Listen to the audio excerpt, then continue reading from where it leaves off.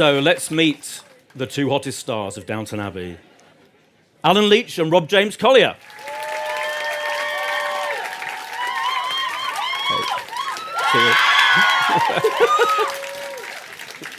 Hello. Take a seat. Thank you. Should we vogue it up? Milking it, Rob. Two hottest stars. The two hottest stars. Dame Maggie's not going to be happy when she Nah, hears sorry. that. Livid. She is Sorry. a freak. She'll just have to deal with it, frankly. We've got symmetrical stances. Is that like good? it. Is that I've done good? all It's hands. good feng shui. Is this like a problem for anyone? Just let us know. They just did a photo shoot backstage, and there was a little bit of frisson between you, I thought, which I said was There like was the a ultimate. moment. That's the dream plot line, I think, for many fans. The two of you. Branson and Yeah, Thomas. totally. Oh, on a bonnet of an old style big time. car. Yeah, how would you like that? Has someone give you the script for the Christmas special? That is exciting. If Julian Fellows has gone down that route, we're excited. Yeah. In all seriousness, to start with, I did ask this question last week of your colleagues Joanne and Hugh, but I'm going to ask you two as well because it's got to be asked. When you first were sent the scripts for this show, did you know then? Oh, this is really something special. Or did you just think, oh, this is just another period drama and it sounds fine? I was like, what is that? That's never going to happen. That's never going to be a six. That is terrible. Julian who? Dame Maggie what? Yeah. Go on, you answer, because I'm No, not I joined ready it to be serious yet. I joined it halfway through, so the guys had already started filming and Yeah. everything else. So I never got the first script. I only got episode 4. Yeah. No, and but I was still going, but the writing's really good, you know. Yeah. And then met him for the first time. Sorry about Bad casting, but you know, yeah. When I got it, it was Julian Fellows who wrote it. He got the Oscar for Gosford Park. Dave Maggie was in it. Hugh Bonneville, Brendan Coyle. It was a who's who of British actors. So of course I thought, I'd love to be part of it. Yeah. Why are they sending it me? There must be some mistake. Yeah. But And did you know kind of pretty much what your character was going to be like? Did you know from those first scripts that you read? Did you have an inkling of how they'd develop as well? Or did I know he was going to be gay? Did you know he was going to be gay? Yeah. That's the question I'm working around. It'd be nice of him to tell me, wouldn't it? Yeah. You know, because however many series you're going to be rolling around on the floor with men, you want to be told that before you know, just so you can tell the missus. Absolutely, to be honest. I did know pretty much that he was gay and he was, I won't say evil, misunderstood. Yeah. And he was a little bit bitter towards his fellow man. So I knew all that. Yeah, it was quite in depth, the background. And did you like the idea of getting into a juicy kind of quite borderline evil character? Misunderstood. Misunderstood. Of course, because the devil's always got better tunes, right? And it's always good to take your angst out on screen instead of on people on the tube, because you can get arrested that way. You can't get arrested you trip someone up on the show. You can't get arrested. You do that on the tube. Apparently, it's assault. We should say that we started slightly late because you got caught, didn't you? Oh, blame me. Well, I'm just saying. I'm just explaining. Sorry, guys. It wasn't me. It was the driver. And you had to run up Oxford Street. That you booked. I had to run up Oxford Street to be here. So Rob has run up Oxford Street. And I've got a bit of a dab on just to be here. I didn't even know people were going to be here. I thought it was just going to be a... Did you see the three of us in a room talking? Or maybe the two of you in a room? I mean, it's great that you are here. Yeah. But I didn't know there was going to be this many people. That's why I'm babbling. That's fair enough. Okay. And Alan, what did you think of your character? And did you know that your character was going to make a kind of more of a journey, if I can use that awful word? No, but I was literally hired for 3 episodes, which was 4, 6, and 7. Yeah. And then I kind of went, well, it's been lovely. Hope it goes well for you. See you now. And then they called when they got commissioned for the second series and said, we'd like to have you back. And then that was only supposed to be for the second series. And then I got a call saying, we'd like you back for the third. Because you're so amazing. Yeah.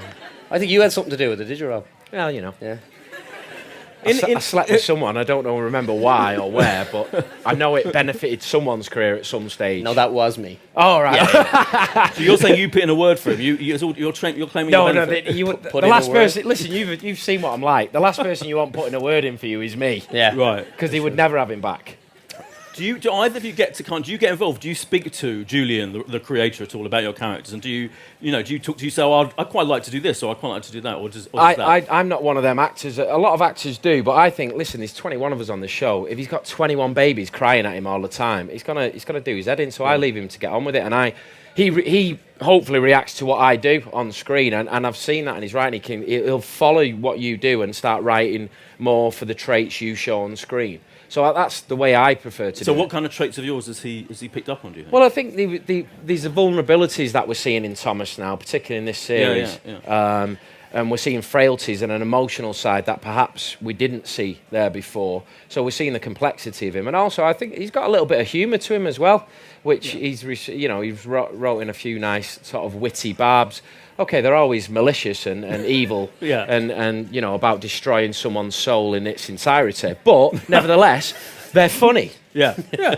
And your character's a bit of a kind of quite a firebrand. He's getting quite political. Is that something you kind of liked portraying? I like portraying it. I mean, I was wary of it. I'll be honest. When we got the scripts for the series 3, you don't want to become a stereotypical Irish, Republican. And sure. I was a bit afraid of that. Sure. But then you have to trust. I mean, Julian Fellows is writing the show. You trust his writing, and you go with it.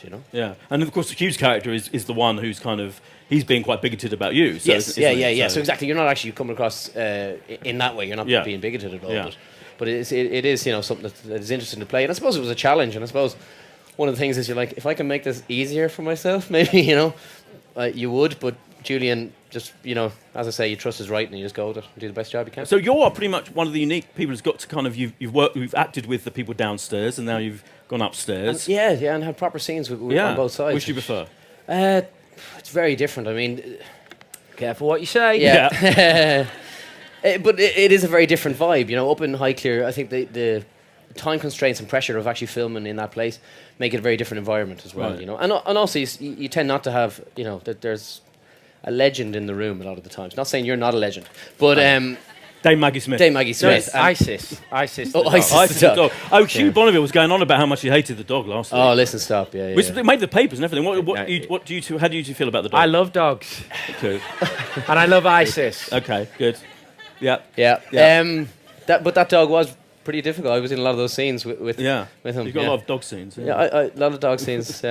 What is it? Can you put your finger on the reasons why it's gone from a hit to being an absolute global phenomenon? I think it comes down to, personally for me, not for me, Rob. It comes down to Julian's ability to give you what has happened to Rob's character. You start with one view of him, and then what he does is he completely changes that over the course of be it a series or 2 series or 3, and I think it's his ability as a writer, and personally that's what I think is really interesting. Rob, why is it so? Why is it an absolute unique phenomenon among all the period dramas and everything? I just think in England it's got something for everyone. There's 21 and they've all got such an extensive CV. Someone will have seen them in something else, so there's that crossover. Also, Julian's writing, obviously. Dame Maggie Smith's a massive draw. And they scheduled it beautifully, a masterclass right after the X Factor. No, it's true, because you had a crossover from people who would watch the X Factor who would not normally watch period drama, but they give it that first 10 minutes a shot, and then so we've had a crossover from there. In terms of worldwide, America, they're fascinated because it's a relatively young country. They're fascinated with our heritage and our history, and the glamour and the opulence upstairs. They've got America's kind of got a real romantic ideal of England, and that's what Downton shows them on screen. They think we still live like that. So and if there's one thing this country does better than any in terms of drama in the world is a period drama. This is our speciality, and I think that's why and it stems back to our colonial days. England's had a foothold, rightly or wrongly, in pretty much 90% of the world. So it's in all the world's conscious anyway, our country. So this is dealing with our history. So maybe that's what's made it such a success. That almost sounded intelligent. That was very intelligent. From that highbrow. They don't like it when I get highbrow. I'm going low now. Go back to being a clown. No. Yeah. I don't like it when you say big words. Before I throw them to you guys, so be thinking of your questions, and when I do throw them, wait for the mic and everything, all of that, let's go lowbrow. Would you do, you had to do topless scenes and love scenes and, all that stuff. How do you enjoy that kind of stuff? Is it embarrassing? Love scenes are only a nightmare. When the actor in the scene when they get pregnant, because you've got maintenance issues. You've got a child that you didn't want. But you've got a commitment. I'm a responsible guy. I've made a commitment, right? So I've got a child that I've got to bring up now. Alan, and you become sex symbols, though, both of you, aren't you? You are. Come on. You are. You are. This audience, aren't they? They are sex symbols. I would I would totally shag Alan. Yeah. Oh, yeah. Anyone would. He's so sexy. Right. Anyone would. Has it like changed your life in that way, though? Are you aware of that? Are we getting more sex? Yeah. Have you got people throwing themselves at you? What do you want us to say to that? Yes, I am aware of that. As a matter of fact, I got on the tube the other day and everyone was staring at me because I'm such a sexy. Yeah. Embrace it. No, we're actors and we have a laugh now because we don't want to be dullard actors and we want you to enjoy yourselves. Yeah. But at the end of the day, all that matters is the scene. So you do whatever for the scene. Anything else that comes as a byproduct of the show, like ignore it. The hype around the show, it's about the show. No one's bigger than the show. No one's stronger than the show. Yeah. So don't get involved in the hype. Just focus on your job as an actor and get on with life. That is the succinct answer. Okay. Very good. You can now ask them pretty much anything you want. If you bring it up. There's a lady here in the middle in the front row. The mic is coming along now. Looking scared. Yeah. It is now, yeah. Hi. First of all, thank you. You're a huge fan of the show, and it's been amazing so far. Thank you very much. Not a highbrow question at all. Since today's Halloween, if they had a Halloween party at Downton, what would Branson and Thomas dress up as? Wow, that is a good question. Good question. I would dress up as Dame Maggie Smith in the show. Thomas, it's just any excuse to get his legs out. I've not shaved them for nothing. These babies are getting shown. Alan? Again, I'm not drinking. Hey, that got a clap. Could I go for as Maggie's character's walking stick? So I get to... Yeah. What part of me? Yeah. I'll reveal later. Yeah. That's a surreal answer. I like that. Yeah, that's a good answer. So I hope that's answered your question. Next question. Yeah, very good question. We'll go two along. I'll try and spread it around. Question time. Yeah? This is for Alan. I know that you... I know that you originally were going to be a Yorkshireman. Yorkshireman. And I wondered whether you could do a rendition of what Branson would be like as a Yorkshire sheriff. And he is brilliant at accents as well. Come on. I can't believe you said that. I can't even remember. I'm not beside him. I can't sit beside him. Well, why don't you do the Yorkshire if it's not going well? Why can't I do my version of Rob? Can I do Rob? What about if you don't do Yorkshire? Do you not want to do Yorkshire? No. What about You did it for the audition, come on. Yeah, I didn't because I walked in and they immediately said, "No, let's make him Irish." do Julian into Dan Stevens into me. This is superb. well, it better have me. No, I'm not doing that. Go on. I do a little bit of Julian. But the whole idea is, Al, at the end of the day, Branson has to end up there.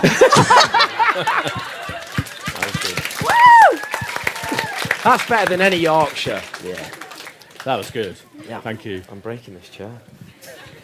Anyone over here?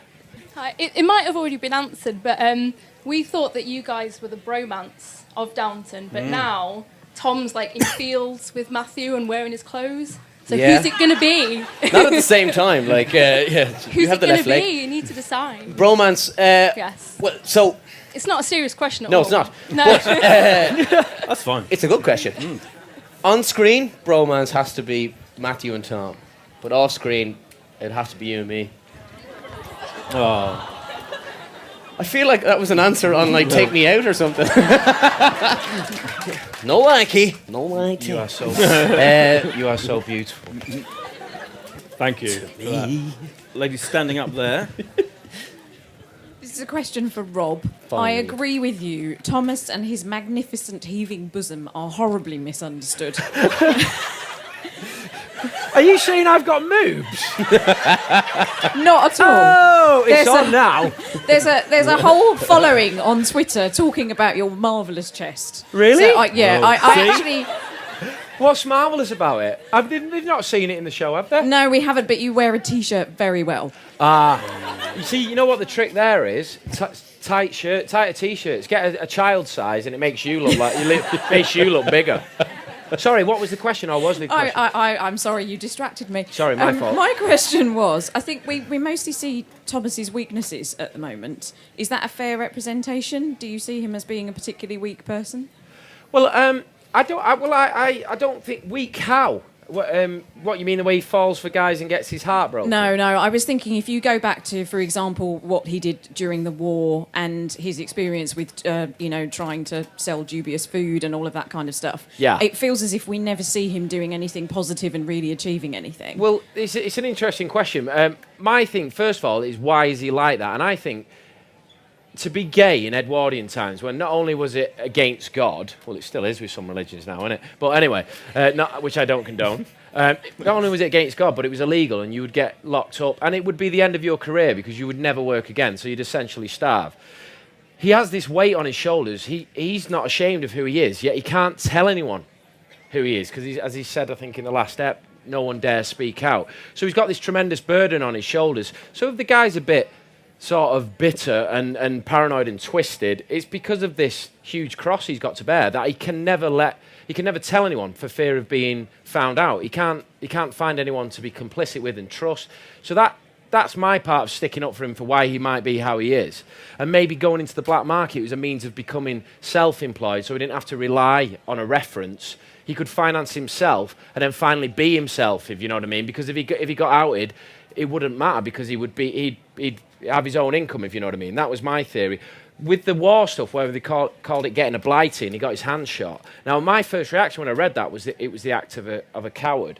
But our historical advisor, Alistair Bruce, was Yoda. He was a Yoda, Obi-Wan Kenobi, Jesus. He was a Falklands veteran, and I won't go into what he said to me, but he very kindly took me, Dan, and Thomas Howells, who were all in the trenches in the Second War, and he gave us the benefit of his on-the-ground experience, and we're talking hand-to-hand combat. And it was an amazing conversation I'll never forget, and the hairs were stood up on the back of my neck. And he said it isn't the act of a coward. And he changed my thinking on it to knowingly put your hand up and know it's going to get literally blown to smithereens. It is one of the bravest things you can do, and is a marker down for the horrors that they'd experienced in the Somme. Let's not forget, Thomas had been there for 2 years already, and I wouldn't blame anyone for putting their hand up and getting out of that because, I mean, it was relentless. The research I've done, it was the horrors. You wouldn't blame any man for doing it on the first day. So 2 years' time to hold your hand up is extremely brave, I think, to last that long. Sorry, I'm really glad you said that, especially with Remembrance Day coming up. I know it's a strange thing to say, but I think we forget, unless we read things like Private Peaceful or what have you, we forget what an extraordinary, difficult thing it was. And I actually saw that as an act of bravery on Thomas's part as well. So, well, that was me speaking to a veteran, and Alistair Bruce very kindly let me into his world when he didn't have to, and it's a painful world for him. But it changed my complete understanding of it, and hopefully maybe yours, everyone today as well. Thank you. Good question. Thank you very much. Gentleman there right at the back of... Oh, this is a test for the mic. The man standing out right at the back. She's off again. Relay runner. With the where is she? She's on the way. There we go. There. Hi there. I have a question for Rob, one for Alan, and one for both. Oh, okay. So 3 questions. That's 3 questions. Oh, steady. Easy. I'll be very quick. A little bit cheeky, but go on. Cheeky, I'll be very quick, don't worry. I think he's going to do a reading. And you got notes as well. Wow, I got some notes as well, very well. Rob, I mean, you've got a really interesting background. You've got 2 degrees in business and marketing. Yeah. And you went on doing modeling and acting. Yeah. How did that happen? I mean, what brought you in this direction? And Alan, I want to ask you. I'll just ask all 3, so I'll just go quickly to someone else. Do you want us to answer afterwards. at the same time as well? Sorry, go on. Should I just... Yeah, that's fine. Let's go. Yeah, Rob will remember his bit. Yeah. Alan. Can you remember that? Yeah, let's go. 3 quick questions. Okay. Sorry, where am I? Alan, you're coming from... You were born in Ireland, you studied in Ireland. Yeah. How was it to come and act in such a British atmospherely series such as Downton Abbey? And for both of you, you're both in your 30s, and this series... All right, don't go mentioning that. Which is true. You're over the hill. Well, I know who my favourite was. Downton Abbey is already a huge series. But how would you think about your upcoming career afterwards? Well, the answer to the last one, quickly, I don't. I take every job as it comes. I don't think too far into the future because I got into this in an ad hoc way, as you rightly said. I've got a business studies degree and a marketing master's. Not just a degree, it's a master's. So BA Honours MSc, just saying. Never used it. Good Best £5,000 I'd never spent. Because I got into it in an ad hoc way, I don't look at the next job. I just believe in you're only as good as your last job. Just concentrate on that. Do as good a job as you can, and hopefully that work, in theory, should lead to more work. Alan? I agree completely with that. So do you want to answer your next one? Oh, and the other one, how did I get... Yeah, I was working in an office as a marketing assistant after doing my marketing masters. And I hated it. And Ricky Gervais's The Office was on at the time, and I was like, oh my God, that is my office. I was listening to Pink Floyd, Dark Side of the Moon. Great album to listen to, bad one to listen to if you're in a rut. I hated where I was, so it was either two options: go find something different, or commit suicide. I chose to find something different and somewhere to express myself, and it was complete serendipity. It was acting. Once I went to the first acting class, I felt like I'd come home. I know it sounds cheesy, but I felt like I'd found something that I was good at and a place where I sort of belonged. Alan? Yeah, being Irish in the show is kind of important, given that the character's Irish, and doesn't make it doesn't make it difficult to play. It kind of adds to it. So coming over here and being out of your comfort zone is good for Downton. I obviously was over here beforehand doing other things, but for that, yeah, it was also good. Half the cast are Irish. I mean, my mum's Irish. Siobhan Finneran's Irish. Sophie McShearer's Irish. So she's just Michelle Dockery is just his extended family, really. Yeah. The Irish get everywhere. Well, you can't stop us. Like Apple Mac, we're around the world. Nice. Apple Mac, very good. Thank you for your 3 questions. There's a lady at the front. Let's go back to the front. Hi, and thank you for being here. My question is there a trait in your characters that you feel is underappreciated by the viewers, you'd like maybe noticed more or talked about more in the show? Good question. Good question. I think sometimes Branson's passion for what he does can be misconstrued as something more sinister in relation to what he believes in. And the levels, especially at this time in Ireland, the Troubles and what was happening, I think that people kind of forget how big that was and how an important a struggle that was for the Irish people. And people then tend to kind of, I think, kind of get annoyed with Branson given the fact that he's so passionate about it, but given that they're even outside of it, you know, living in this beautiful house with a load of servants, and suddenly, you know, they have this guy coming in and basically telling them that that's not exactly how the world works. And I think it's kind of important that he has that passion, and sometimes I think people can get a bit annoyed about that. And Thomas he has a passion for he loves unicorns, right? And I told you I'd get unicorns in. You did. He loves them, right? And there was a beautiful scene that we shot where he met a unicorn in an enchanted wood, and it was a magical moment because they're magical creatures, right? And they cut it. So, and he does these a great scene where I do paintings of unicorns, but it wasn't it wasn't one unicorn. It was a brace of unicorns. It was a brace of unicorns. Yeah. And he paints them and they're all over his bedroom, but they cut it out of the show. So, you see him on the odd wall, but the camera doesn't... it doesn't hang on them. So people don't realise that this guy's got a genuine love and passion. You told me that was going to be in the Christmas special. We're not supposed to... We don't. Sorry. That's not been released. Sorry. I'm sorry. So his love for unicorns. He's a wicked skateboarder. Yeah, and one more question. Who should there's a gentleman there. I'm going for the bald gentleman. No favouritism. He might just have a skinhead. Well, you know, as a bald man, I can safely say that is a bald gentleman. Which I'm sure he's loving right now, by the way. Thank you. Happy to be referred to as the bald gentleman on the international podcast. Sorry. I wouldn't mind. How's your personal life changed now, being on a hit series? You went from doing plays and other TV shows and bit parts. Now you got these great roles. Your role went from 2 episodes to pivotal character in the show. What's it like for your personal life? Walking down the street, everything, your career, all of the above. Yeah, I think obviously a show like this, you have a lot more interest. You know, people just even sending in scripts, just because you're better known, I suppose. Personally, walking down the street it's when the episode's on, I find that it's only on the Monday. Maybe people will pass you and go, "Hey." Well, that's it, you know. So anyway, it has changed our lives, is the bottom line, hasn't it? No. Yes, no. Okay. In terms of opportunity, I've been to South Africa to promote the show and dove with great white sharks. I've been to the state opening of Parliament. We went to the opening. Sorry, touch subject. He was working, so he couldn't go. We were allowed to go to the opening of the Olympics. I wasn't again. I was working. Thanks, Rob. This is brilliant. Oh. These amazing events that you wouldn't normally get. I mean, so in terms of opportunity, it's changed. They were amazing. But they would have been better with you, though. Stop. But in terms of, I'm not living in a massive, can I just get, because everyone thinks if you're on TV, you're a millionaire. We're not. I'm living in a semi-detached, nice semi-detached, don't get me wrong, I'm not dissing my house, but nothing's changed. I don't live in a palace. We don't fly first class. We fly economy. Wow. But in terms of opportunity, it's opened up a different ballpark. we've got to wrap it up now. I just want to quickly ask: Have you been signed up for another series? Is there going to be another series? Do we know about that? I'd love to do one if it was going. If they want, we don't know if it's been recommissioned or not. It's the biggest show on TV. It's got to be, isn't it? Well, stranger things have happened. Okay. Yeah, all right. but we don't want to give it the kiss step. But if they wanted me, I would love to come back and do it again. I'd love to too if I had more scenes with him and a unicorn. We all want that. We all want that. Yeah. Just to say, it's the last episode on Sunday. Yeah. Final episode of the series, Christmas special. Bound to be on Christmas Day, I reckon. And the DVD of this series is out on Monday as well, I believe, to mention that. Yes. I just want to say thanks to you two. Thank you you. have been by far the most entertaining people ever on the stage. Thank you very much. Thank you. Cheers, Alan guys. Leech and Rob James Collier. Thank you. Thank you very much.